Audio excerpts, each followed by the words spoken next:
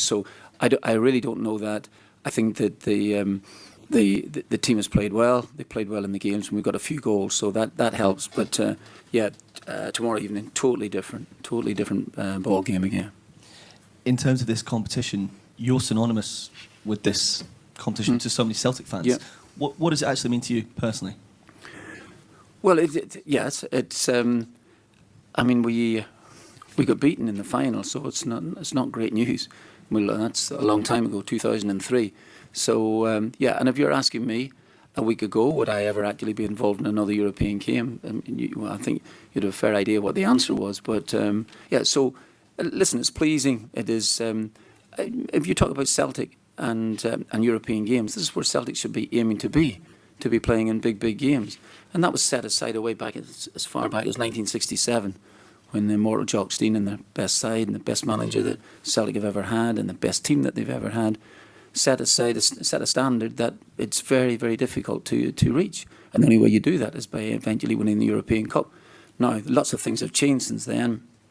Big money in the game, and so there's not so much of a level playing field. But it's still, it's European football, and it's what Celtic should be aspiring to.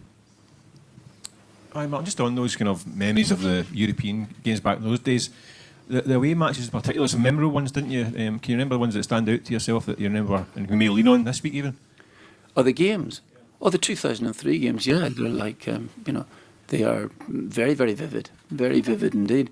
When I think about, naturally Blackburn Rovers, big game for us. They played very well at Celtic Park, and then and we go and defeat them. And that was important. I think it was important for Scottish football, because people were saying that Blackburn, although they were riding high at the time, they were about 5th, 6th or 7th in the league, in the Premier League. And if we had lost that there, people that were disparaging comments in about Scottish football. So I always felt that was important for us. Then we go and beat Liverpool in the quarter-final, which was fantastic. Then we scramble over the line in the semi-final when Henrik scores the goal. And then we lose to a very, very talented side in the final, who